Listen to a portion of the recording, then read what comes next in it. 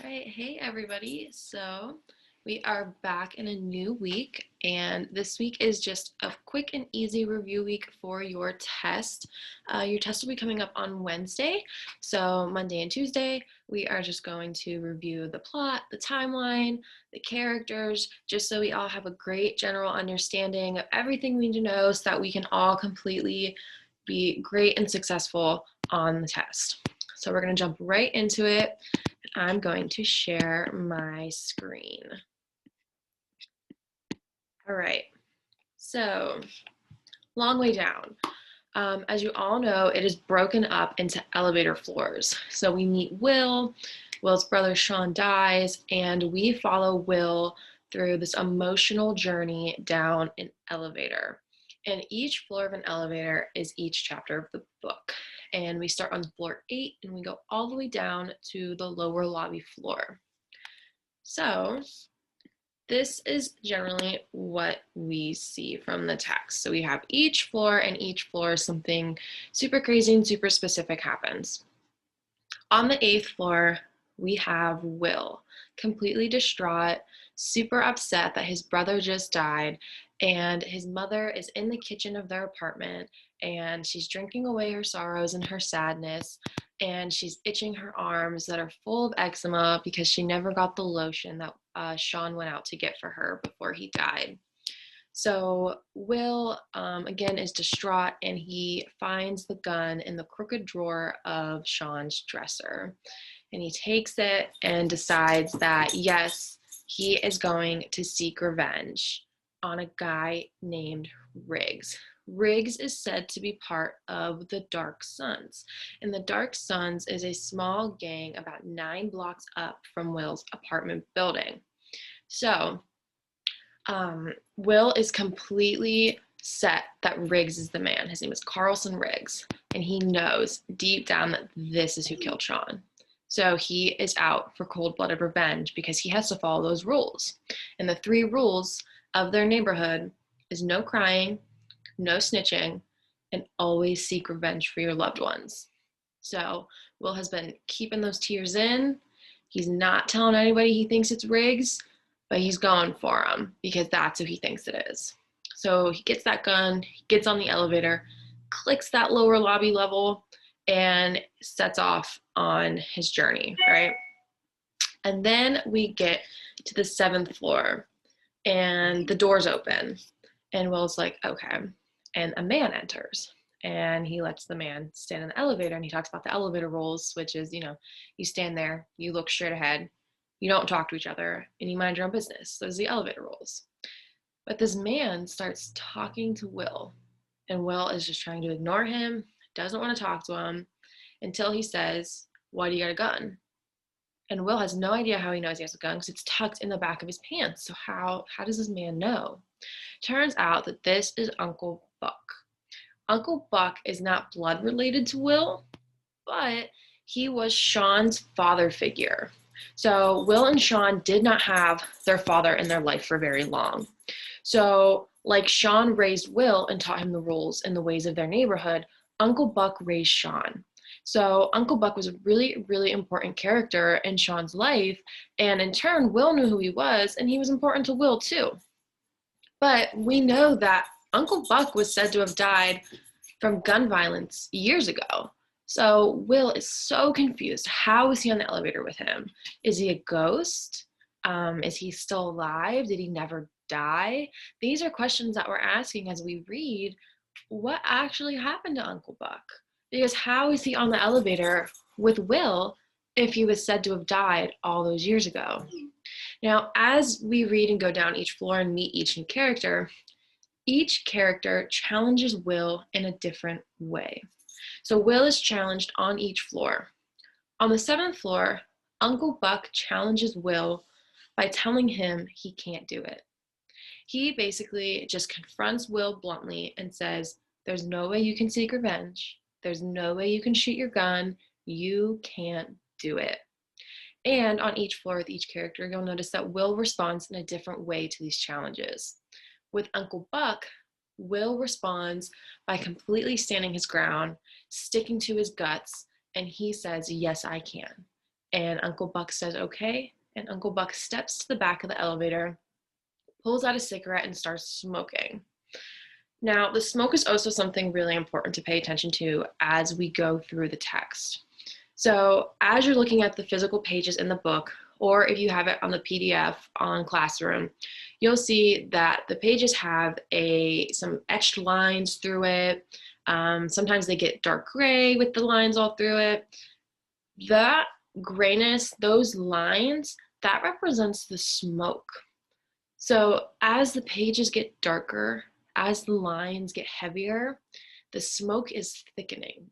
And as the smoke thickens, the intensity, the plot thickens, intensifies, and something crazy is happening.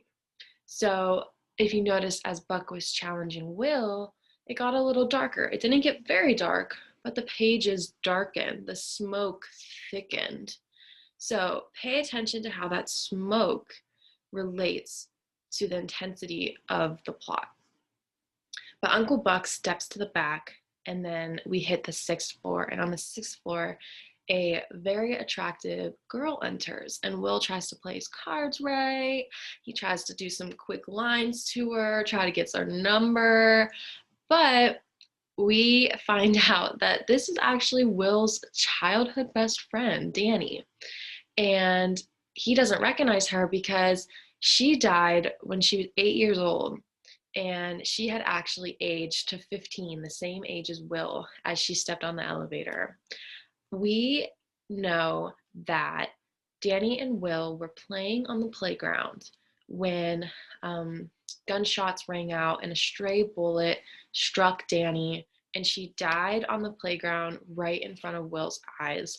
So Will watched his best friend die in front of him at 8 years old from gun violence. So, like we said, that each character challenges Will in a different way. Uncle Buck challenged him by saying he can't do it. Danny challenges him by questioning him. If you think about it, children in general ask very specific and very blunt questions, straight to the point. They don't know how to bounce around the point. They don't know how to get around it. They ask those straightforward questions that adults usually don't want to answer. So Danny has an 8-year-old mindset because she died when she was 8. So she gets straight to the point with Will and asks him things like, why do you have a gun? Who are you shooting? Where are you going? Why are you going? What if you miss? What if it's the wrong guy? She asks these straightforward questions to Will, and Will never gives her an answer. Will jumps around the question. Will moves his way around and tries to change the subject multiple times so he doesn't have to confront these questions and answer Danny. So now as readers, we start to think, why is he not answering? What is he hiding? Is there something wrong? Is he not going to do it? This is the point where we start to see Will's character change from this super confident kid who's seeking revenge and following those rules to maybe he won't do it. And we see that further as we get to the 5th floor. We hit the 5th floor. Danny steps to the back with Uncle Buck, and now another man enters and immediately puts his hands on Will's shoulders and shakes him around. And Will is so like, get off me, who are you? And the character says, nephew. And Will's like, nephew? And he says, nephew.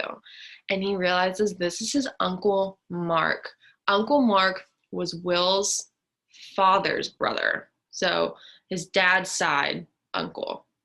And Uncle Mark also died years ago from gun violence. So now we have a pattern. All these characters have died from gun violence, but they're on this elevator with Will, and he's having complete conversations with them. So Will is still super confused on how this is happening to him.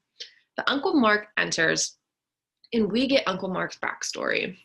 Uncle Mark was a regular kid, and he was super into movies. He was into filming, cameras, writing movie scripts. He loved all of it. And his mother actually bought him a camera one year for his birthday. And he used that camera all the time, never got rid of it. It was always on his person. But then one day he got robbed and the camera gone. And he didn't know how to tell his mother that he lost the camera. And he knew he couldn't ask her for another one because, she didn't have the money. That was the only thing that she could ever give him. So Uncle Mark decides to sell for one day, only one day. He's not going to get into it. It's not going to become his life, just one day to raise enough money for a camera. And yeah, he did. He sold for one day and he got a new camera. But he got caught up in the money, the easy money. And he sold and he sold and he sold until one day he actually sold on somebody else's corner. And so he died from being on somebody else's turf. But as each character challenges Will, Uncle Mark challenges Will by running him through a movie script. So we get a little glimpse of Uncle Mark's movie scripts within this chapter, and they're super cheesy, and they are not that good, and Will hates them. But Uncle Mark runs him through the script of what he's about to do. So he starts at the apartment, and it starts with, Will took the gun. Will sneaks past his mother. Will gets on the elevator. Will hits the lobby button. Will steps out of the elevator. Will walks 9 blocks, knocks on Riggs' door. Riggs opens the door. Will points the gun, and he tries to make Will finish the script. But Will can't. Will can't say the 2 words, kills Riggs, shoots Riggs, pulls the trigger. He can't say those simple words that complete the script. So now, again, as readers, if Will can't answer Danny's questions and he also can't finish the simple script that Uncle Mark is giving him, is he capable of seeking that revenge? Or is he still that confident kid that he was with Uncle Buck, that he's still going to do it? We start to question his ability at this point. And then we hit the 4th floor. And somebody steps on the elevator and embraces Will in an immediate hug. And it felt like the hug he's been longing for his entire life. And this turns out to be Mikey Holloman. Mikey Holloman is Will's biological father. So this is Will's and Sean's father. Will did not know his father. His father died when he was an infant. He only knows stories of his father that mostly Sean has told him. Sean was a little bit older when he died, so he knew more about his father and spent more time with him. But Will only knows stories. So this seemed to be the hug and the moment he's been waiting for his entire life. That moment with his father, this person that was said to be amazing, an amazing guy that Sean just absolutely adored. And he finally gets to meet him. And it seems to be this great relationship, this great person. And we find out that Will was always told the wrong story about his death. We were always told that he was just an innocent man at a phone booth and somebody came up and shot him. But Mikey looks at Will and says, "Son, that's not the whole story." And he tells us the whole story. He starts with saying that Uncle Mark had died, which we did find out in the last floor. Uncle Mark died from selling on somebody else's corner. And of course, we have the rules. So we know that Mikey had to follow the rules for his loved one's death. So he goes to seek revenge. And he, just like Will, has the guy in mind who he knows did it. He knows it was that guy. So Mikey goes out and he kills a guy named G. However, we find out that G was not the person who killed Uncle Mark. So Mikey killed the wrong guy. And because he killed the wrong guy, somebody else followed the rules, went out, sought revenge, and killed Mikey at a phone booth. So Will never knew the whole story that his father killed the wrong person. An innocent man was killed because Mikey thought he knew who the person was. And so now we start to draw parallels as a reader.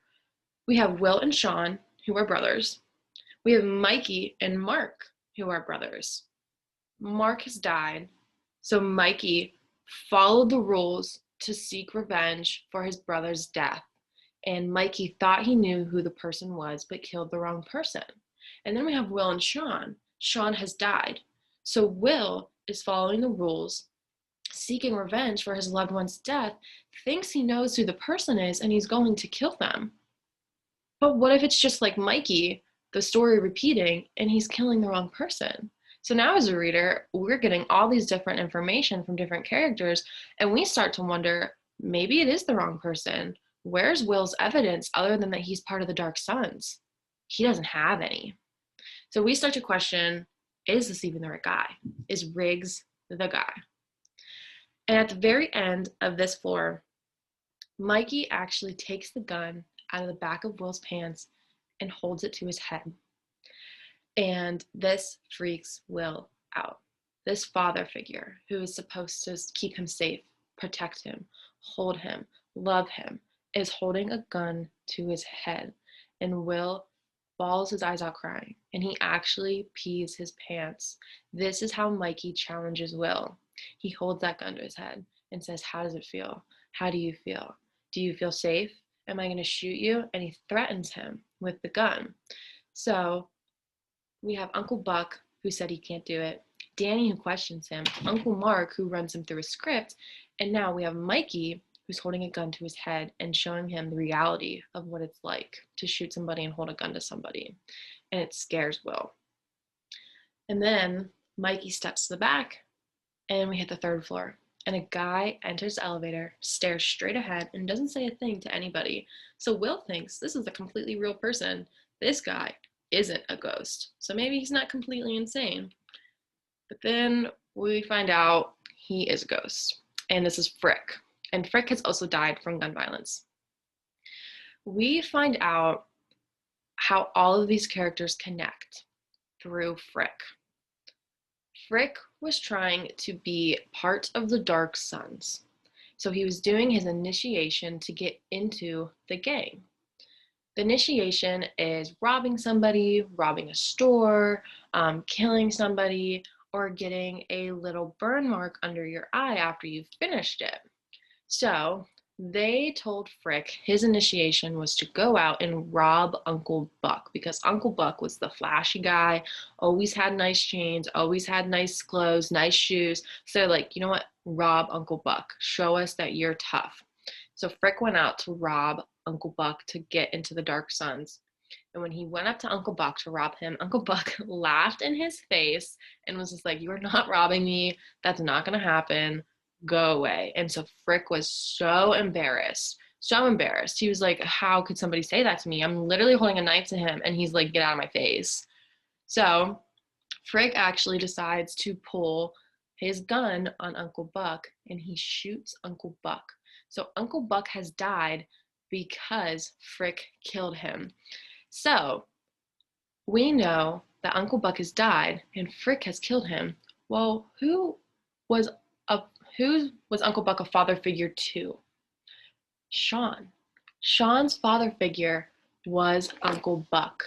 So Sean followed the rules for Uncle Buck and sought revenge for his loved one, Uncle Buck, and killed Frick. So Will, who thinks his brother was this amazing guy who never did anything wrong, he was just so great and such a great guy, turns out he killed Frick. And Will is so distraught about that. He had no idea. And so now we're like, he doesn't even know who his brother was. He didn't even know his brother was capable of this. So now Will is completely distraught, but Frick has to challenge Will in some way. So he pulls up his shirt and shows him the bullet wound that Sean created that killed Frick. And the bullet wound was straight through his abdomen, and Will describes it as oozing and bleeding and dripping, and he could see straight through, and it completely was grotesque and just turned Will away, and he did not want to look at it. So now, if he can't even confront the fact that he's about to kill somebody or look at the bullet wound, and he didn't even know that his brother had done that, he's just getting new information and hasn't been able to process it. Is he still going to seek revenge? We don't know. But we still have 2 floors. So we hit the second floor and the doors open. And who enters? Sean. Sean enters the elevator. And Will is relieved. He's like, oh my gosh, answer all my questions, right? He just wants reassurance. He wants affirmation. He's like, should I still seek revenge? Did you kill Frick? What happened? Sean, talk to me, talk to me, talk to me. But Sean doesn't say a word. Sean just cries and cries and cries. And Will describes it as this terrible grinding gear noise. And the worst noise you ever hear is coming out of Sean. And Will is super confused because he's breaking the rules. The number one rule is no crying. So now Will is watching his brother, who taught him the rules, who he idolized, break rule number one, crying. And so now Will is completely confused. And Sean won't give him affirmation, won't talk to him. So Will totally freaks out. I mean, it comes to the point where we feel like he's having a panic attack. His mind is racing, his thoughts are racing, and he doesn't know what to do. And nobody's telling him, nobody's answering him, because it's his choice. And the elevator hits the lower level. And at this point, every character has challenged Will. Uncle Buck told him he can't do it. Danny asks him the hard questions. Uncle Mark runs him through a script that he can't finish. Mikey Holloman, his father, holds that gun to his head and makes him pee himself. Frick shows him the bullet wound that Sean, his own brother, created, that totally grosses him out and deters him away from wanting to do this.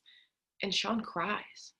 And all these characters have made him think a different way and cause different things within him.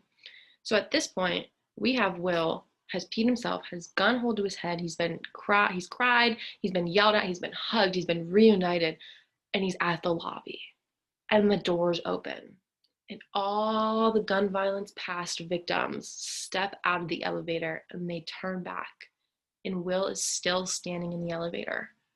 And they look at him, and Sean says the only two words he says the entire book: "You coming." And the book ends. And we are left on a complete cliffhanger. And we have no idea what Sean does. And now we just have to use all of our context clues, all of our character analysis, our plot analysis, and go back through our timeline and try to put together those pieces. Try to piece together our puzzle and try to figure out what you think Will is going to do. Because we don't know. We don't get told by Jason Reynolds what Will does. We're just left wondering. And it stinks because we want to know so bad. We want to know what he does. Does he go after Riggs? Does he go back upstairs? Does he just stay in the elevator? Is he crazy? Is he dreaming?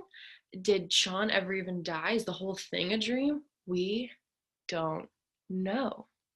So this is going to be part of your homework. You are going to create prediction statements, 3 of them, using all your context clues, your analysis of your characters, your analysis of your plot. Come back and look at this timeline and try to piece together 3 different prediction statements that you think that might be plausible for this text. I mean, get creative, because the ideas are endless on what could actually happen. So have fun with that. And if you guys need any more details or information on the timeline, just reach out to me and I will go over it further with you. But let's get straight into recapping our characters really quick before we end today's lesson. So first we have Will, who is of course our main character. He's 15 years old and he's currently seeking revenge for his brother Sean. Sean has died the day before from gun violence from somebody who Will thinks is Carlson Riggs. Will is convinced Carlson Riggs is the one who killed Sean. So Will is following the rules of his neighborhood, which is no crying, no snitching, and always seek revenge for your loved ones. And he is going out to seek that revenge for Sean. And he meets a bunch of people from his past that have all died from gun violence on his elevator trip down to the lobby. And then we have Sean, who is the older brother who died from gun violence. This is Will's older brother. Sean was out getting eczema lotion for his mother when he died, and he was in Dark Sun's territory, which is why Will thinks it is Riggs. He is the older brother and father figure to Sean, and we meet Sean for the first time on floor 2, and he is breaking rule number 1, which is no crying. And he only says 2 words the entire text, and it is, "You coming?" And that is also how the book ends. And then we have Uncle Buck, and we meet Uncle Buck on floor 7. Uncle Buck was the father figure to Sean and was also part of Will's life for a short period of time. We find out that Uncle Buck died from gun violence, and further in the book, we find out that Frick is the one who killed Uncle Buck. Each character challenges Will in some way, and Uncle Buck challenges Will by questioning his ability to be able to seek that revenge. And Uncle Buck is also the one who starts smoking in the elevator, which is what creates that intensifying plot. When the smoke thickens and the pages get darker, Uncle Buck is the one who starts the smoking. And then we have,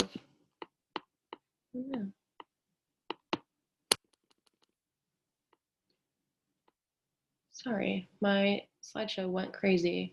But then we have Danny, and we meet Danny on floor 6. Danny was Will's childhood best friend who he played with on the playground all the time. And when she gets on the elevator, she actually has aged with Will to 15. So Will did not recognize her at first, but he was immediately attracted to her. But we find out, yes, this is Danny, and she did die from gun violence when she was 8, when gun bullets rained out and a stray bullet did hit her, and she died right in front of Will's eyes. And the way that she challenges Will is by constantly asking him those hard to answer questions. And the biggest one is, what if you miss? And that's the biggest one that she focuses on. And then we have Uncle Mark. And we meet Uncle Mark on floor 5, and yes, this is his biological uncle. This is Will's father's brother, so his father's side uncle. And he also has died from gun violence. And we find out that he loves movies, he loves cameras, and he loves scripts. And he challenges Will by running him through a movie script and trying to make him finish the end of it. And we have Mikey Holloman. And Mikey Holloman is, of course, Will's biological father, and we meet him on floor 4. He died from gun violence because he killed the wrong person. He, just like Will, was seeking revenge for his brother's death and thought it was a specific person, but it ended up being the wrong guy. And he challenges Will by holding a gun to his head and showing him the reality of trying to kill somebody. See if my slideshow works this time. There we go. And then we have Frick. And we meet Frick on floor 3. And Frick just seemed like a normal guy, and he really has no relation at all to Will, except he is intertwined within all of the gun violence deaths. He is the one who killed Uncle Buck. So Sean sought out revenge for Uncle Buck and killed Frick. So Sean killed Frick, Frick killed Uncle Buck. He challenged Will by showing him his bullet wound. That totally grosses out Will, and he did not like that at all. And we also find out that he doesn't know Riggs, who said he's part of the Dark Suns. So if somebody that was actually part of the Dark Suns didn't know Riggs at all, that makes us think like that's probably the wrong guy that Will is going after, right? Because if somebody didn't even know that he's part of that gang, he's probably not actually part of the gang. He's probably a poser, which is one of our anagrams that Will gives us in the book, a poser, right? And our last guy is the poser himself, Carlson Riggs, who Will thinks killed his brother Sean. He is said to be part of the Dark Suns, but again, we're not really sure at this point, by the end of the book, from all the information we've gotten from all these other characters, if Riggs actually is part of the Dark Suns. But we do know that Riggs is a really little guy with a really big mouth, which this is why Will probably thinks it's Riggs, because he's the most outspoken in the neighborhood, And so if he had to pick somebody, I mean, you're probably going to pick the person that makes themselves known, right? So he thinks it's Riggs. But overall, that is our timeline and character review for your test coming up.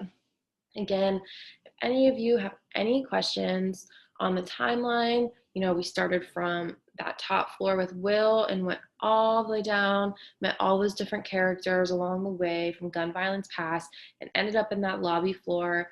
And they all turn around and look at Will, and we get you coming, and we get left on that cliffhanger. So if any of you have any questions at all on any of the timeline or plot analysis, please reach out to me for a one-on-one Zoom, and I will meet with you. And if you have any questions on any of the character analysis that we did today, any details about any symbols in the text that we came across, please let me know. And again, we will one-on-one Zoom. I hope you all have a great day. And again, reach out if you need me. All right, guys. Bye.